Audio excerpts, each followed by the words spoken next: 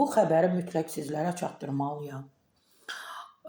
Hansı ki, TV-lərimiz bir siyahı hazırladı ki, kimlər bu efirdə ola bilər, kimlər ola bilməz. Heç onsuz TV-lərə də baxan yoxdur. Sadəcə olaraq, simvolik olaraq bir siyahı tərtib etdilər. Bu müğənnilər ola bilər bizim efirdə, bu müğənnilər ola bilməz. Məsələ elə gəldi ki, ümumiyyətlə, aparıcıların özlərini də bu aparıcılıq edə bilər, bu edə bilməz, bu edər, bu edə bilməz.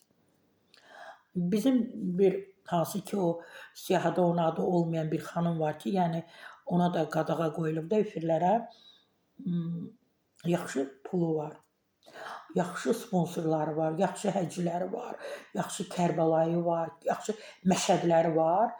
Puldur da, üst tutub Türkiyə. Deyib, yox, mən burada, orada edəcəm, nə edəcəm, acıq verəcəm belə.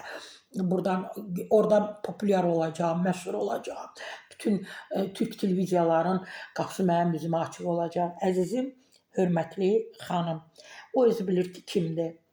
Sənin fikrin bizim TV-lərə, televiziyalara getməsin. Sənin fikrin buradakı aparıcılara getməsin. Orada paket yoxdur ya.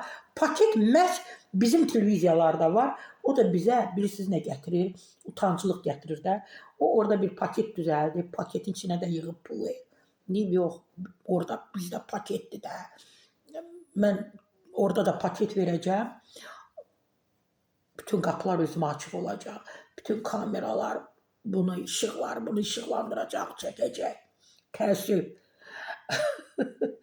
Hələ deyərdim ki, nə varsa burada var. Gördünüz, orada sizi qəbul etmədi. Çünki arxanız çox böyükdür, dırnağınız çox uzundur, burnunuz eynidir, bütün həkimləriniz də eynidir. Bütün, deyərdim, bu son illər göbələk kimi çıxan müğənni, ciklər, qadınlar var. Onların hamının burnu da eynidir, dodağı da eynidir, arxaları eyni, hamı eyni saç qaynağı qoyub, hamı da saçını arxaya tökür və poz da verəndə hamı arxasını kameraya çevirir. Əzizim, Türkiyə TV-ləri sənin üçün bizim yeri televiziyalar deyil ha. Təhqir etmirəm televiziyalarımızı. Amma televiziyalarımızı siz və bəzi aparıcılar bu günə qoydu.